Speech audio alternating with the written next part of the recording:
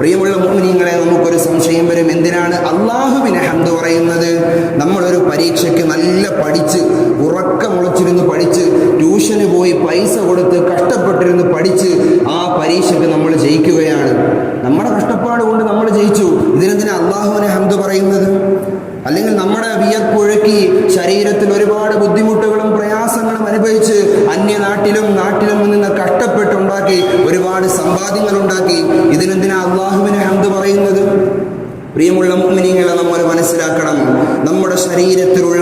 നമ്മുടെ ശരീരത്തിലുള്ള ഓരോ പ്രവർത്തനങ്ങളും നിയന്ത്രിക്കുന്നത് അല്ലാഹു സുബ്ഹാനഹു വ തആലയാണ്.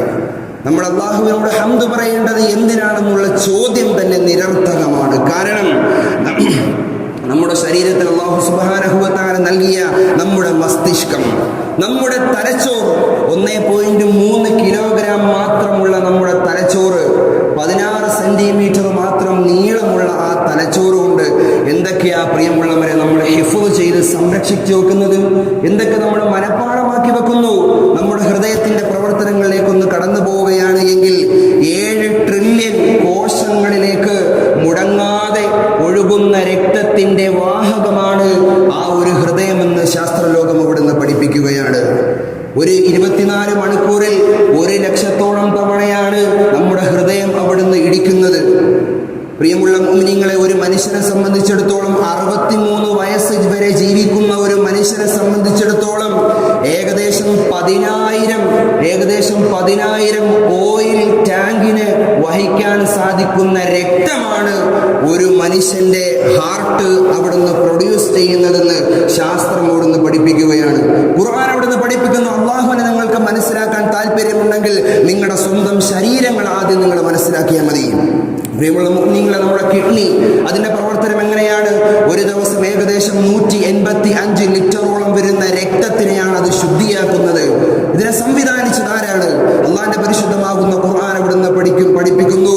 നിങ്ങളെ സൃഷ്ടിച്ച സൃഷ്ടാവിന്റെ ദൃഷ്ടാന്തങ്ങൾ നിങ്ങൾ പരിശോധിക്കണം. നിങ്ങളുടെ ശരീരത്തിന്റെ പ്രവർത്തനം നിങ്ങൾ മനസ്സിലാക്കണം. പ്രിയമുള്ള മുഅ്മിനീങ്ങളെ, ഇമ്മത്തുകൾ അവിടുന്ന് പഠിപ്പിക്കുന്നതായി കാണാൻ സാധിക്കും. ഒരു മുഅ്മിൻ യഥാർത്ഥ മുഅ്മിനാകുന്നത് അള്ളാഹുവിനെ മനസ്സിലാക്കിയതിന് ശേഷമുള്ള പ്രവർത്തനത്തിന് ശേഷമാണെന്ന് ഇമ്മത്തുകൾ പഠിപ്പിക്കുകയാണ്. ആരെങ്കിലും എന്തെങ്കിലും പറഞ്ഞതിന്റെ അടിസ്ഥാനത്തിൽ മുഅ്മിനാവാനല്ല യഥാർത്ഥ മുഅ്മിൻ, യഥാർത്ഥ ഈമാൻ. മറിച്ച് നമ്മൾ ചിന്തിച്ച് മനസ്സിലാക്കുക. കിഡ്നിയുടെ തന്നെ പ്രവർത്തനം നമ്മൾ പറഞ്ഞല്ലോ. ഒരു ദിവസം 185 ലിറ്റർ അവിടുന്ന് രക്തം വളരെയധികം ഫിൽട്ടർ ചെയ്ത് പ്യൂരിഫിക്കേഷൻ നടത്തിയിട്ടാണ് നമ്മുടെ ശരീരത്തിന്റെ ഓരോ അവയവങ്ങളിലേക്കും അത് സ്പ്രെഡ് ചെയ്യുന്നത്. നമ്മുടെ വാഹനങ്ങൾ, അത് പെട്രോൾ ആണെങ്കിലും ഫ്യൂയൽ ഫിൽട്ടർ ആണെങ്കിലും ഓയിൽ ഫിൽട്ടർ ആണെങ്കിലും എയർ ഫിൽട്ടർ ആണെങ്കിലും നിശ്ചിത കാലം അളവിൽ അത് മാറ്റിക്കൊടുത്താലേ സുഗമമായ യാത്രയ്ക്ക് വേണ്ടി അത് പര്യാപ്തമാവുകയുള്ളൂ. ഇവിടെ ഇരിക്കുന്ന ആളുകൾ 60, 65, 70 വയസ്സുള്ള ആളുകളുണ്ട്. നമ്മുടെ കിഡ്നി ഇതുവരെയായിട്ട് മാറ്റിവെച്ചിട്ടുണ്ടോ? ഹെൽത്തി ആയിട്ട് ഫുഡ് കഴിക്കുന്ന, കൃത്യമായി വ്യായാമം ചെയ്യുന്ന ഏതെങ്കിലും ഒരാൾക്ക് കിഡ്നി സംബന്ധമാകുന്ന രോഗം വന്നിട്ടുണ്ടോ? അല്ലാഹു സുബ്ഹാനഹു വ തആല സംരക്ഷിക്കുമാറാകട്ടെ. പ്രിയമുള്ള മുഅ്മിനീങ്ങളെ, ചുരുക്കം പറഞ്ഞാൽ നമ്മൾ ചെയ്യുന്ന ഏത് പ്രവർത്തനത്തിന്റെയും പിന്നിലുള്ള ഏറ്റവും വലിയ നിയന്ത്രണവും സംവിധായകനും അല്ലാഹു സുബ്ഹാനഹു വ തആലയാണ്. അതുകൊണ്ട് നമ്മൾ എന്തു ചെയ്താലും, ഏത് കാര്യം ചെയ്താലും അത് കഴിഞ്ഞതിന് ശേഷം അൽഹംദുലില്ലാ എന്ന് പറയൽ ഒരു മനുഷ്യനെ സംബന്ധിച്ചിടത്തോളം അത്യാവശ്യമാണ്.